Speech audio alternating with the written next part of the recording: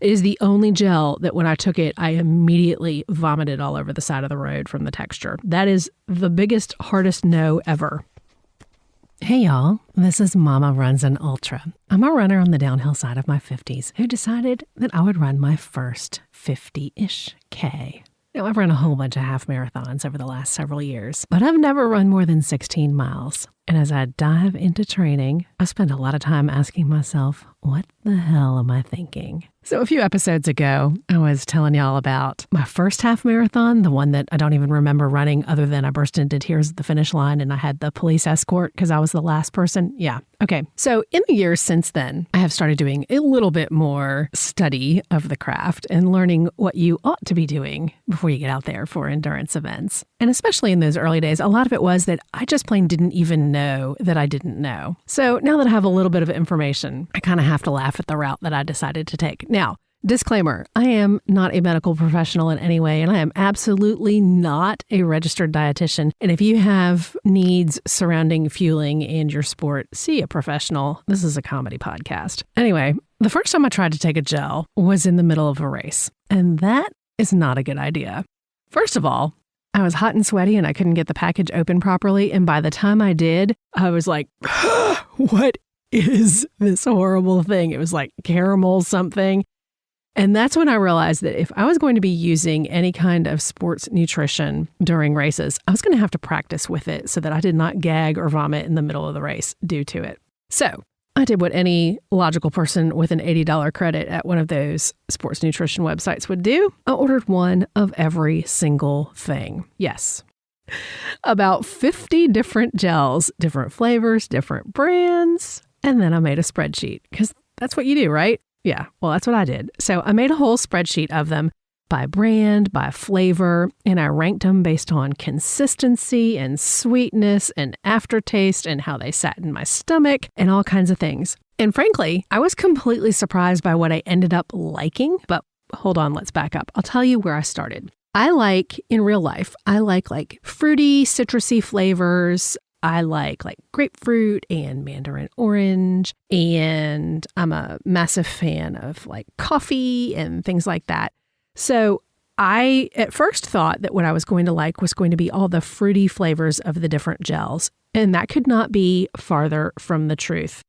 I quickly discovered that cannot handle anything strawberry, raspberry, banana, not at all, not happening. If it says fruit punch, forget it. So that was totally unexpected. And then there's the whole consistency factor. All right, now I know that people like to hate on certain brands, and it's definitely one of those your mileage may vary sort of situations. But I tried some of the newer runny, they call them gels, but it's more like a liquid. I tried some of those. I tried some of the chunky ones, if you know, you know. And I tried some of the old school ones.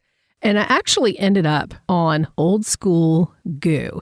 Now, here's my special magic trick. I store it in my deep freeze so that it actually changes the consistency so that it's actually a little even thicker when you take it.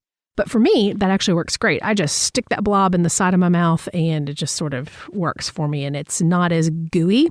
But I thought I was going to be like Hug-a-Tree natural, and I tried all the different maple syrup and honey ones. And as I've said, I live in the hot, swampy South, and those are too runny and too sticky, and they were hard nose for me. Absolutely do not work. Just ended up with like bee catcher stickiness down the sides of my arms. I was like, this is not going to work for me at all. Plus, they were too sweet. I know that sounds weird for something that is sweet anyway, but I love honey, but the honey ones, oh, absolutely not. Felt the same way about the maple syrup ones. No, not for me. So anyway, I ended up on I think it's espresso flavor of goo. Maybe it's just coffee. Anyway, and the vanilla one, which those both are my favorites. That's what I like. I also like their mandarin orange one, which is kind of funny because every other orange flavor of any kind of gel was a hard no from me. But all the rest of them, like lemonade, nope, can't do it. Limes, nope, can't do it. Watermelon, nope, can't do it. Which is weird because I love all of those things in real life, but not as far as gels go.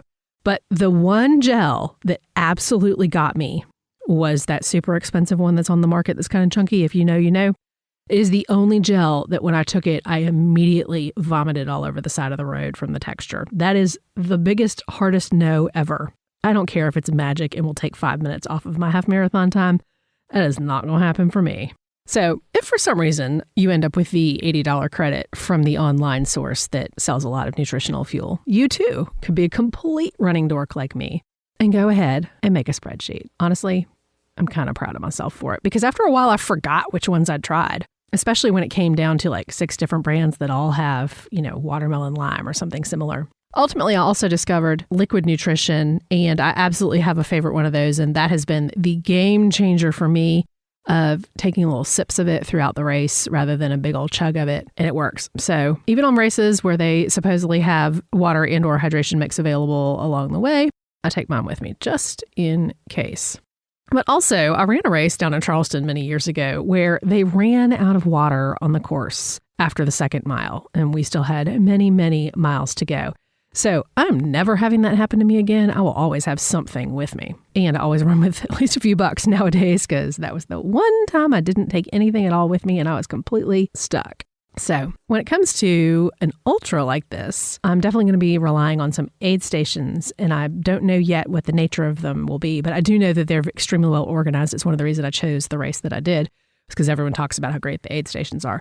But part of that for me is how to deal with the hydration that I want to have that I know will sit with my stomach and planning for that sort of thing. So I kind of have an idea at this point, but I'll have to read more of the details as we get closer to the event.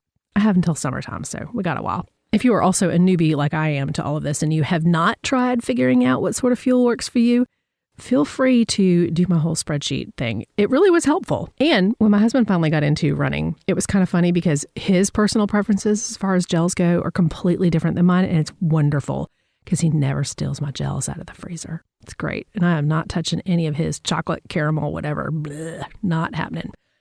Marital bliss right there. Endurance running version.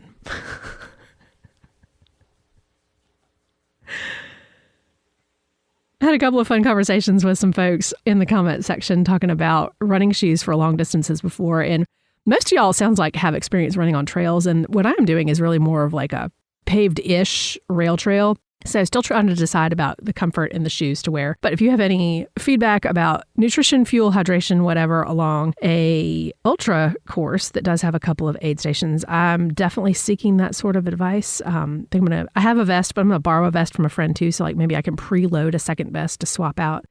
I don't know, still figuring all that out. But I would definitely love your advice. Feel free to leave it in the comment section. YouTube is the easiest place to do that. You can leave general comments on Apple and most of the other podcast ones as well. If you answer a specific question, I will know exactly what you're talking about, even if the other readers are like, what the hell? It's fine. Anyway, thanks so much for hanging out today as we start to get into the thick of it with the training plan here as Mama runs an ultra. Hey, fellow music nerds. If you live for deep cuts, basement show legends, and bands that never quite made it past the local level, you need Dive Bar Music Club. It's the low-key, high-taste podcast where a rotating cast of the regulars who work in indie music share what they're listening to. Every episode digs in. Cult favorites, bands you missed, and the up-and-coming artists shaping the music today. It's like pulling up a bar stool in your favorite dive and meeting your new best friends, chatting about music. That's what we do at Dive Bar Music Club. Search for Dive Bar Music Club in your favorite podcast app and tap that follow button. Your next favorite band is waiting.